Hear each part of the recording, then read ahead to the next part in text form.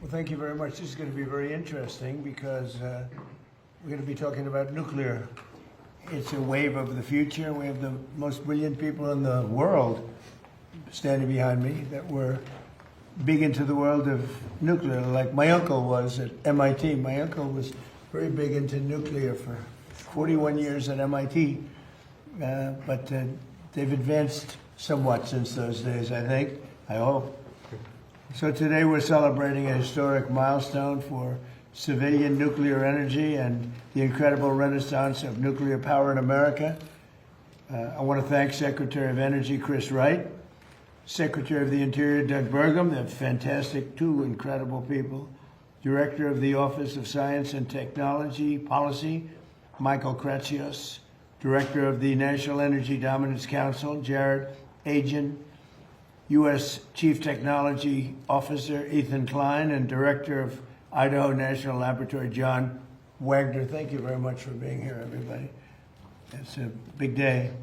I also want to recognize and congratulate CEO of Antares Nuclear, Jordan Bramble, CEO of Valar Atomics, Isaiah Taylor, CEO of Deployable, not deplorable. Remember Hillary? Deplorable. Hopefully your company's going to work out a little bit better. Thank you, sir. Good luck. Deployable Energy, Bobby Gallagher, and CEO of Allo Atomics, Matt Lozak. Thank you all for being with us. Last year I signed 4 historic executive orders to reignite a wave of progress in America's nuclear power production and promote this abundant, affordable, unlimited supply of energy for the American people. As part of this effort, I directed Secretary of Energy Chris Wright to establish a pilot program for advanced reactors and see at least 3 cutting-edge reactors started up safely by the 4th of July. And what we've done has been pretty much of a miracle. Most believe the goal was impossible, but I'm delighted to say that 4 companies succeeded in meeting that deadline for the greatest in the world at this subject. So these are the first new privately funded advanced reactors to turn on the United States in over 4 decades, and making sure that these groundbreaking designs were safe to build and test so quickly was a challenge that required a historic partnership between these innovative companies and our administration. We have brilliant nuclear people. We have a lot of brilliant people, but we have brilliant nuclear people on our staff. In the past, it often took 6 years or more to approve a reactor design, if they were ever approved at all. Most of them didn't get approved, and maybe rightfully so. But now America is building again, America is dreaming again, and we're leading the world and pioneering the next generation of nuclear power. There's nobody even close. We've taken a lead over the last 2 years that has been, I hope, insurmountable. We'll see. But let me ask Director of the Office of Science and Technology Policy, Michael Kratsios, who's been absolutely fantastic in the administration, to say a few words, followed by a few of the people. Let's see, Chris Wright will go, and Jordan Bramble, and Isaiah Taylor, then Bobby Gallagher, and Matt Lozak. And if you could, don't spend too much time. That's a lot of people. But go ahead, and do you want to start it off, Chris, please? Well, we had Michael Kratsios first. Sure. Go ahead, Michael. Mr. President, you signed 4 executive orders last year, and you set one of the most ambitious goals in civil nuclear history to essentially have 3 reactors go critical by the 4th of July. This is an accomplishment that many thought would not be possible. The last time that a privately funded new reactor design went critical was in 1974, so it was over 50 years ago. And we were able to achieve that and surpass it by having 4, and these are the great 4 American companies that got it done. That's great. Go ahead, please. In the last 30 or 40 years, the American nuclear industry has been quiescent. Most of the reactors built around the world have been built by Russia and China, both in their countries and abroad. President Trump said enough of that. America is going to be back as the leader in the nuclear space, in large reactors and in next generation small reactors. He set a bold goal. It's been exceeded, and I'm incredibly proud to be standing here with these fabulous entrepreneurs next to me. And brilliant science people, too, really. Please, go ahead. Mr. President, thank you so much for your leadership. It was really your executive orders that catalyzed this nuclear renaissance. When they first came out, people scoffed at them. They said it couldn't be done. And now there's not only 3 companies, but 4 companies here that really met the moment. Us at Antares, we look forward to being a resilient energy source for Golden Dome, to power high-powered assets in space, and eventually undersea autonomy. So this is a strategic technology for our nation. And what we look forward to doing is putting reactors on our military installations before 2028. Great job. Thank you, sir. Okay, please, go ahead. And Mr. President, thank you so much for your leadership in this moment. I think that the United States has been a leader in nuclear energy since the very beginning. We were the first ever to turn on an advanced reactor in the world. We were also the first to turn on any type of nuclear reactor in the world. But over the last 30 years, we became more interested in PowerPoint than in power plants. And it's your leadership that is changing that. The executive orders that were signed last year, I think if you look forward in 50 to 100 years when we have nuclear power of every kind that's allowing us to make steel again, to make aluminum again, to actually be able to go to outer space and all the places that humanity wants to go, you could trace it back to the executive orders that started last year. So we're honored to serve our country and be a part of this. And thank you again for your leadership. Thank you. Great job. Go ahead, please. Thank you, Mr. President. Thanks for setting such an audacious, bold goal. As some of the other CEOs have said, most people thought this was impossible.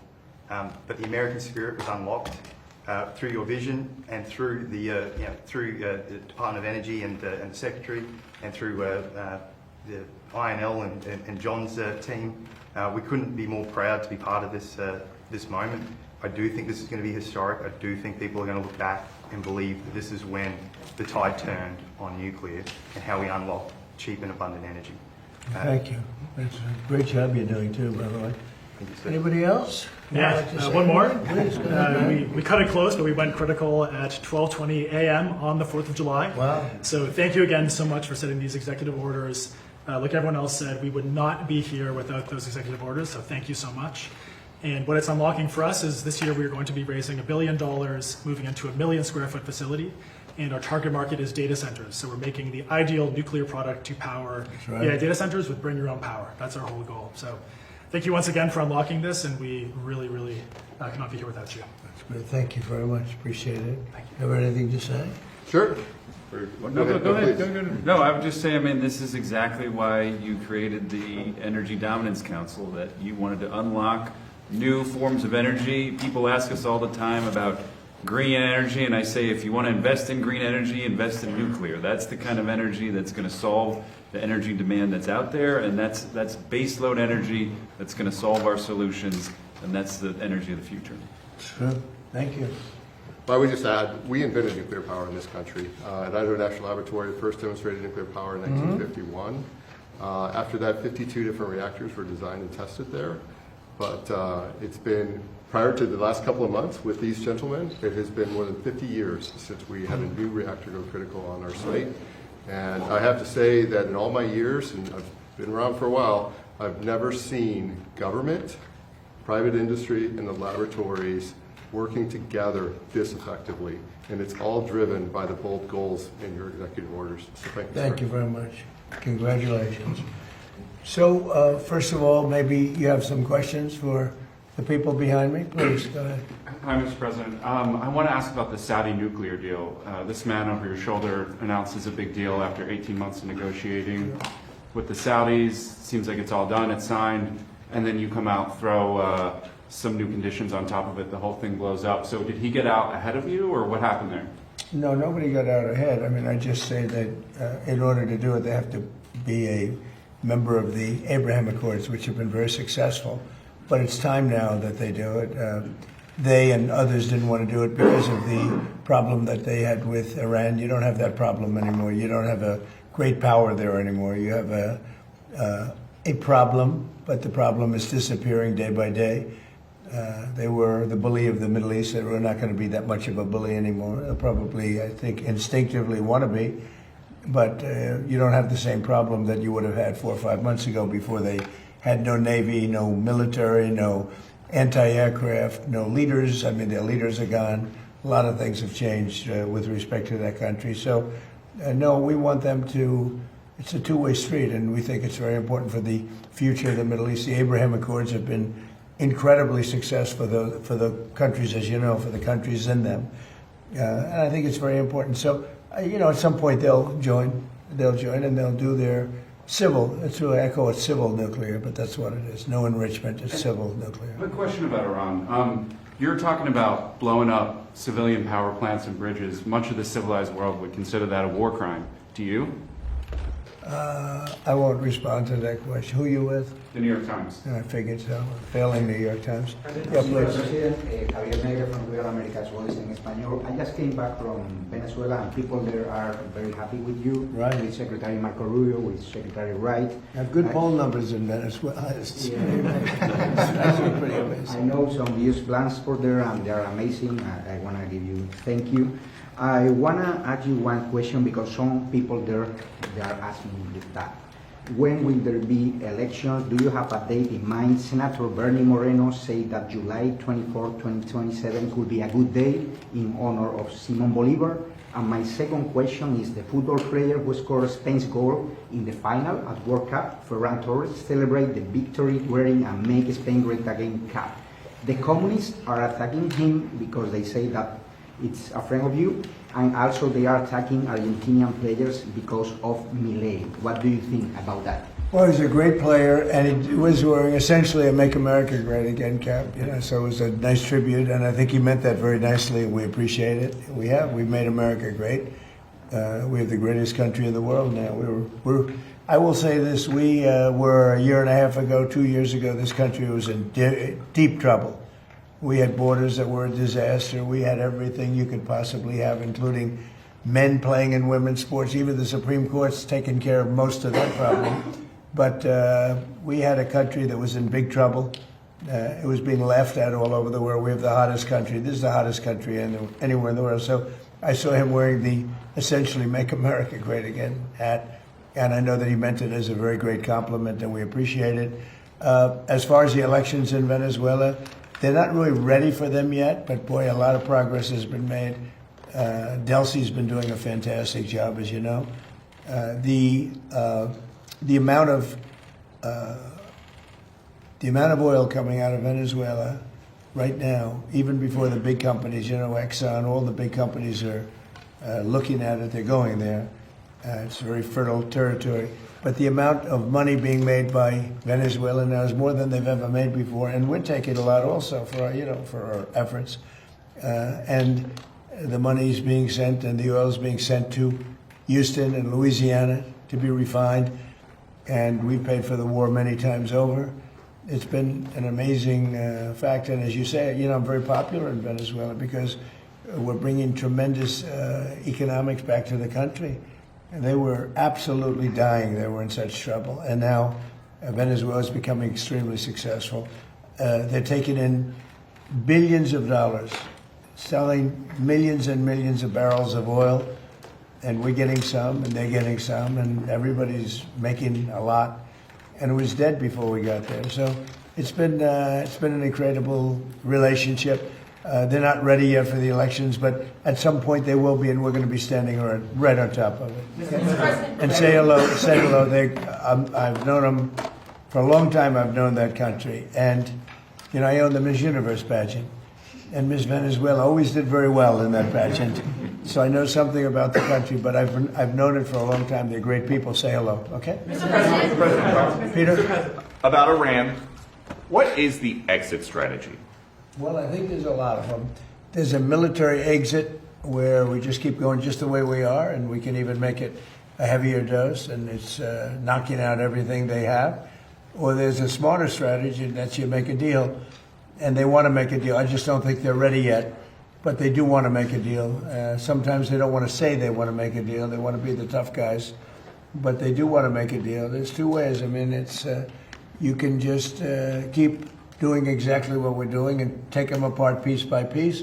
We can do it in a more rapid fashion, which we might do, or we can negotiate with them, which we're also doing right now. I mean, as we speak, we're talking to them.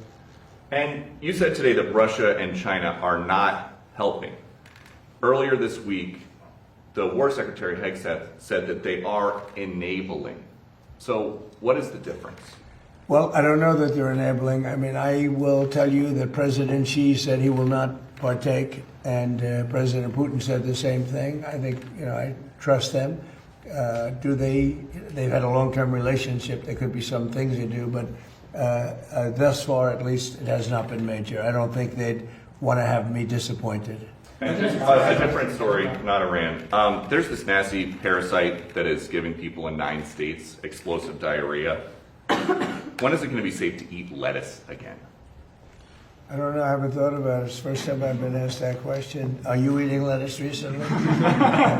I should always have more lettuce. You want to get the hell out of here, Peter. No, it's a very interesting question from you. I didn't think you'd ask that kind of a question. Nobody wants to ask that question, but it's very interesting. Well, it's exciting. There's this food coming in, I guess, from Mexico. It's tainted. It's making a lot of people sick. That is the CDC's terminology. Well, I think what we're going to do is we're going to put a major tariff on Mexico because of the lettuce, and we're going to put a big tariff on Canada because of the smoke. All right? We'll get a combo. Which would you have, the lettuce or the smoke? I think I'll take the smoke. Yeah, the smoke wrecked my daughter's swim meet. Well, it's closed up a lot of countries. I've told Canada they have to do something about it. We've never had this problem. All of a sudden, we have this problem with Canada. So we'll have to talk to them about that. Mr. President, a follow-up on Iran. Thank you, sir. A follow-up on Iran. Have you made a decision about the major strikes that you were referring to? Okay. Should we expect to see major strikes? Look, we're talking to them right now. I think they're getting more and more serious as the days go by, for maybe the obvious reason. But we are talking to them right now. We'll see. Look, there are 2 ways. I consider that the smarter way, but the other is probably the easier way, doing what we're doing. And we can take that to a much higher level if we want to. We're prepared to do that, as you know. We're locked and loaded. We're locked and loaded and ready to go, but we're talking to them. So I think while we're talking, we'll see what comes of it. And when you say, just a quick follow-up. I believe, Jeff, they're very serious. They should be. And when you say that you're talking, is it Mr. Kushner or Mr. Witkoff, or who's involved in those talks? Sort of everybody. JD and Marco and a lot of people are talking to. A lot of people to talk to. It's a big deal. But really, when you get right down to it, it's not very complex. They cannot have a nuclear weapon. Very, very simple actually, but it's a big deal. They cannot have a nuclear weapon. If they have even a thought of a nuclear weapon, we will just continue to go at much higher levels. But we are talking right now, and we'll see what comes of it. I'm not, despite what everyone says about the election, I'm not in a hurry. I'm not in a hurry. We have to do it right. Elections take care of themselves. When when I went into Venezuela, everybody was against it. Oh, what are you doing going into Venezuela? And then 2 days later, they said, "Wow, that's fantastic." A lot of people are saying that with Iran already, because it would take them 25 years to rebuild already from what they have. And again, as you know, no Navy, no Air Force, no anti-aircraft, no radar, no nothing. And we, as you know, we just reinstituted the I guess you could go, I call it the iron wall on the water. Nothing gets through. Nothing. Blockade. Nothing gets through. And they sort of have to make a deal. But we are talking to them. I think they're being serious. I think they are being by far the most serious that we've seen them. But that doesn't mean we get there. We'll see what happens. But I always prefer that alternative. Mr. President, I have an energy question. So, Burgum, you might be able to help with this. So you have criticized windmills for quite a long time. They're very ugly. They tend to use more energy than they actually produce. That's true. A lot of people in done your homework. A lot of people in Middle America, they are so tired of seeing them continue to go up on farmland and stuff like that. Is there any way to? Is our federal government still funding in any way putting these up? We have. I can speak for Doug, and then I'm going to let Doug speak because he knows the subject. I really do know that subject well. We have not approved anything having to do with windmills. They are horrible. Mm-hmm. They are unsightly. They ruin housing values of people. If you're looking at a windmill or hearing a windmill because they're noisy, they kill all the birds. They kill all the eagles. If you shoot an eagle, you go to jail for 2 years.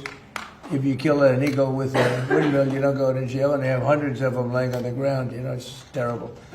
And they're very expensive energy. And they're all made in China, but China has very few windmills. You know, they're made in China, but China doesn't use them for the most part. China actually uses coal, oil and gas. They use nuclear, by the way. They're getting very big in nuclear, I want to tell you, this little group. But they don't use wind. Wind is inconsistent, it's unattractive, it's very expensive.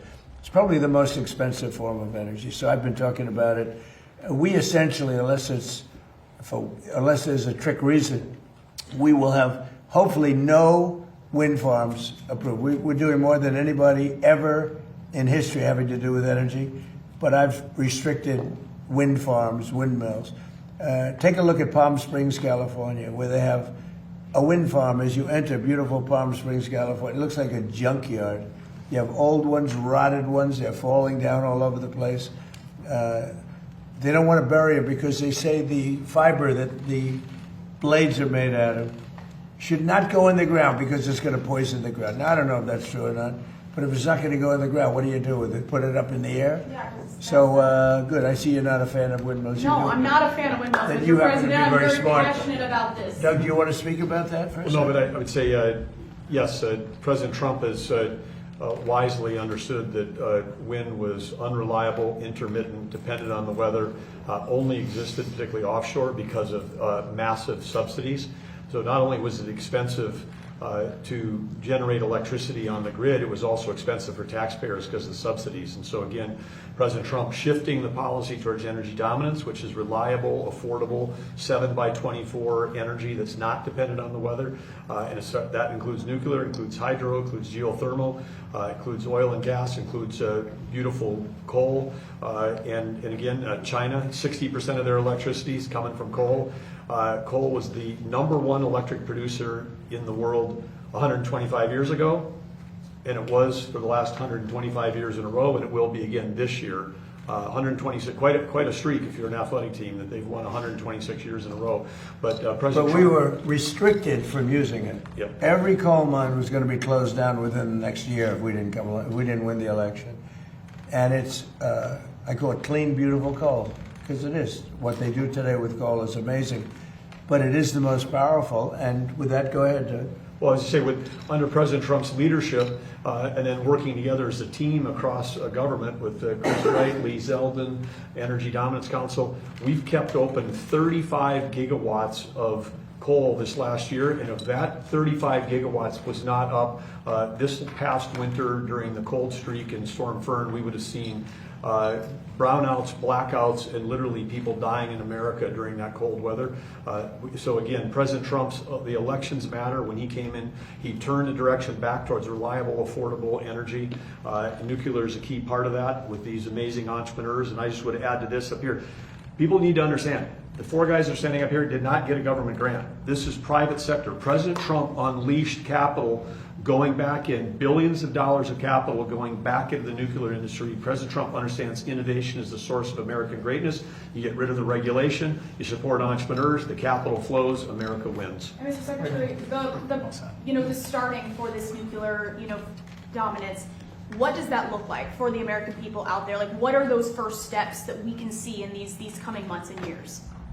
Well, I just say I'll go on. You can see it right now because when you take a look across the whole world, President Trump's policies, whether it's Venezuela, whether it's Alaska, whether it's reinstating export for 18 months ago, we had a ban on LNG exports from our country. Now we're the world's largest exporter of LNG. President Trump's policy was let's sell energy to our friends and allies, keep it affordable at home so our friends and allies can stop buying from our adversaries. Russia was selling virtually all of the natural gas into Western Europe.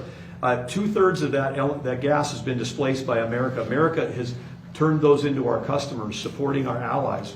And with Venezuela, as President Trump said, that flowing to our refineries on the South Coast, that's lowering gas prices for America.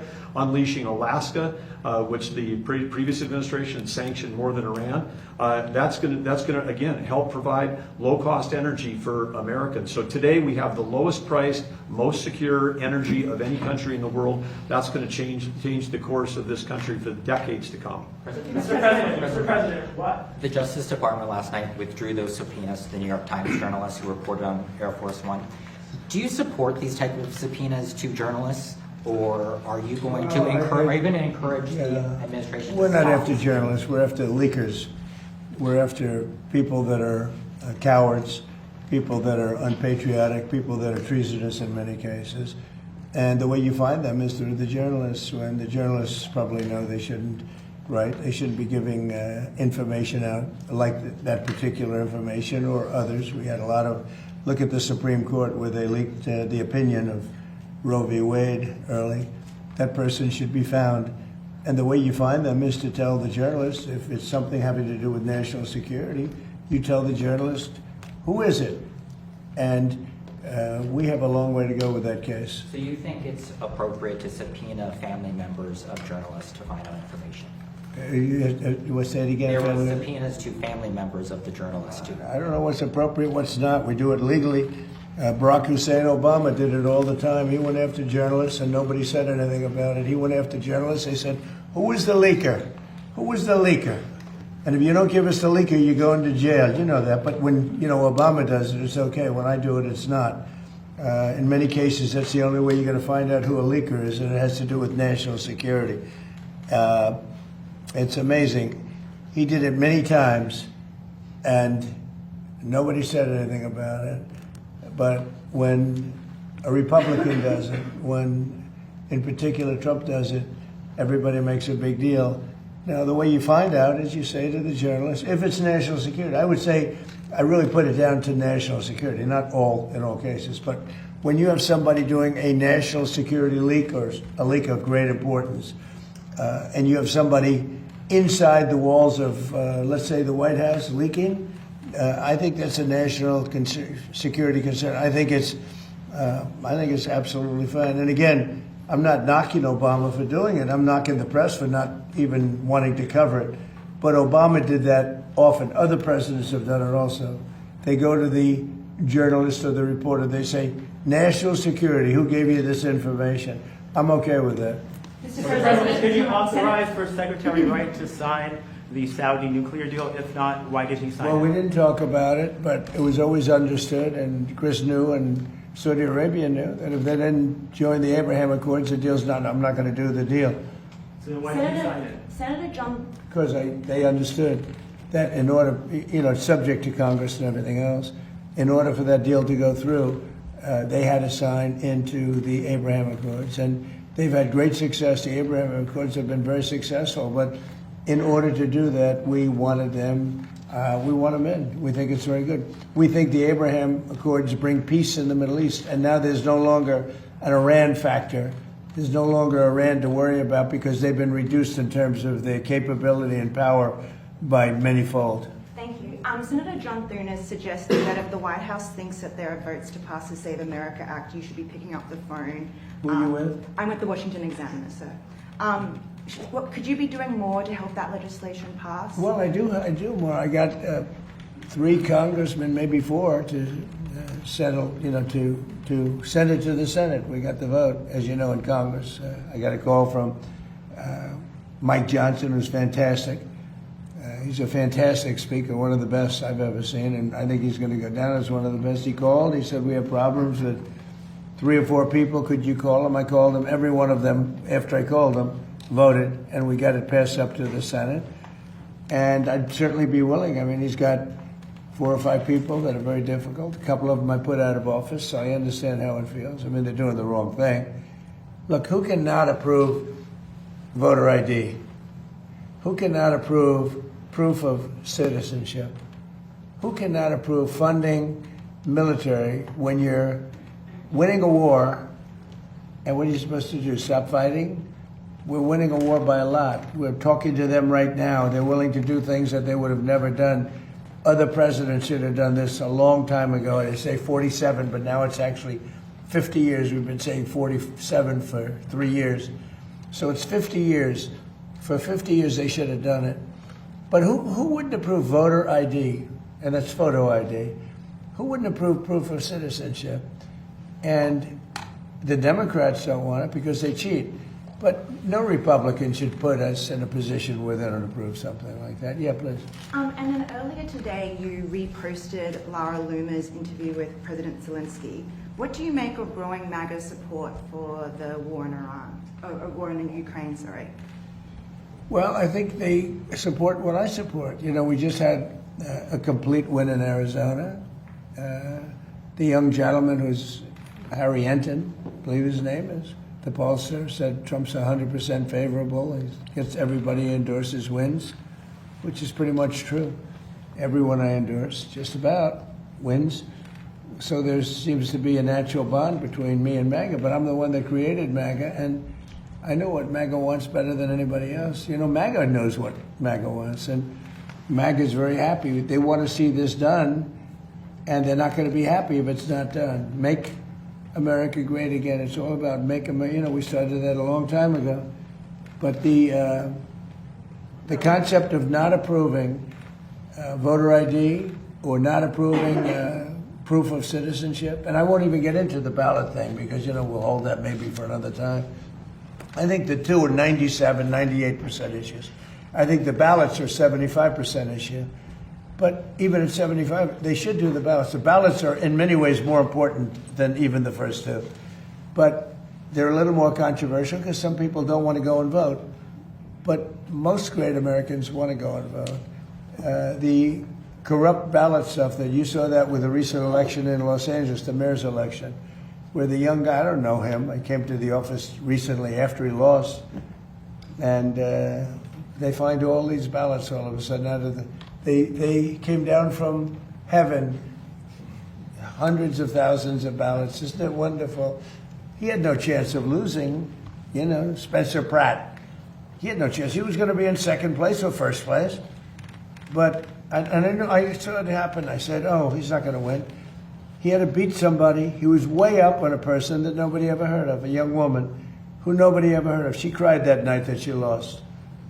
But all of a sudden, time went by, and the election's long over. And I heard a report that Spencer Pratt's not doing that well. I said, watch, he's going to lose. And he lost. It's crooked. We have crooked elections in some places. Yeah, President Trump, today it was announced LeBron James has decided that he wants his next team to be the 76ers. Where do you stand on LeBron versus Michael Jordan as the best ever? Well, Michael Jordan's a guy that's a friend of mine. Play golf with him. He's a really good guy. And I think LeBron is, maybe he's a racist, but maybe he doesn't like Trump. I don't know. But I only like people that like me. So I would say Michael Jordan all the way. And another sports question.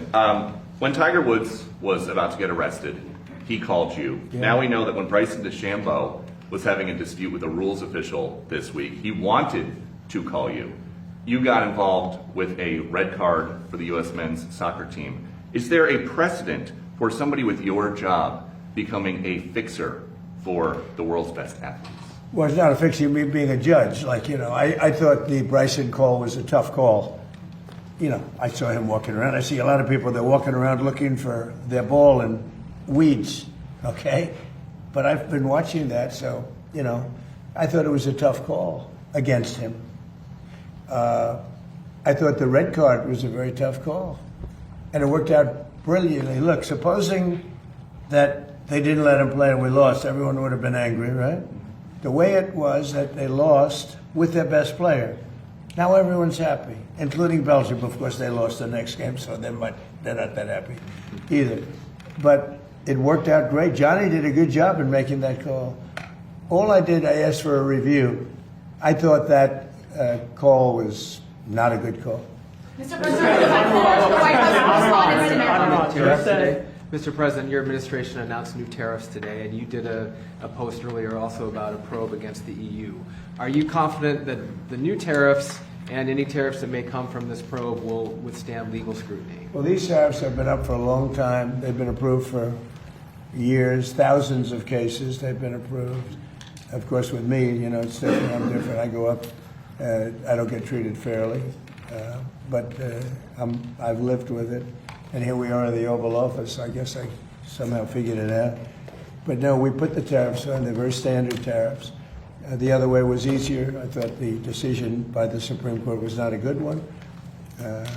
But we have many forms of tariffs, and all we did is go to B, follow the line B. Now, B is something that's been used many, many times for years and very standard. And we've used that, and we're taking in billions of dollars. And because of tariffs, largely, I think the election, November 5th, but largely because of tariffs, we have $19.2 trillion being invested in our country. And without tariffs, we wouldn't, would be in big trouble.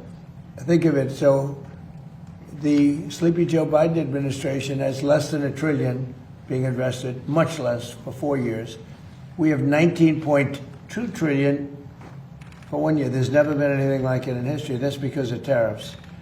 So the Supreme Court said, please do it a different way. You have other ways to do it, and we did that. Last month, you said Iran. You told Axios. Child labor was one of the things that USTR cited as a reason. Well, it seems to me that that's what they decided. They go all over the world and they look and they examine and they see and they see. And child labor was one of the things that one of the reasons, and they had a big problem with that. Yeah. You told Axios that you were considering a, quote, massive attack on Iran. What is the tipping point for you to make the decision? Well, I can't tell you that. Right now we're talking to them, so, maybe there won't be a tipping point, and maybe there will. And we're ready to go. Look, we're locked and loaded. We're ready to go, but we're talking to them, so maybe there will be, maybe there won't be a tipping point. But at what point with Iran do you think they're going to cry uncle and actually come to the table? Well, maybe they will cry uncle, or maybe they'll just give up, or maybe they'll just go into a cave and hide. They have caves very deep in the ground, and they can hide. They get shaken up pretty good, but they can hide. But we've taken out their first level of leadership. We've then taken out their second level of leadership. We've taken out some of the third level, and we're negotiating with the rest, and we'll see how it all works. And right now we are talking to them seriously, but, I've talked to them before, and they don't seem to be able to get there. Maybe now they will. But, look, if I thought they were anywhere near getting a nuclear weapon, if I wasn't elected, Israel would, in my opinion, not be around anymore. They would have been hit by a nuclear weapon. And that includes right at the beginning with Barack Hussein Obama's nuclear deal that was so bad with Iran. That was a road to a nuclear weapon. And maybe even more so, the B-2 bombers. If that plane right there, that beautiful plane, the wing, it carries the largest bombs in the world. If that bomb didn't go over their 17-hour flight, and it hit, every one of those bombs hit their target, and the target was an air shaft at 2 o'clock in the morning. It's hard to believe, right? Going at very tremendous speeds. Every one of them hit and blew it to hell. If that didn't happen, they would have had a nuclear weapon, and there would be no Israel. If I wasn't here, if I wasn't president, there would be no Israel, and there probably would be no Middle East. And you saw that when they shockingly started shooting at everybody all over the Middle East. If they had a nuclear weapon, they would have used that. There might not be a Middle East as we know it today, but there definitely, in my opinion, there would not have been an Israel. Thank you very much, everybody. Thank you. Thank you. Thank you, Chris. Thank you, Chris. Thank you, Chris. Thank you.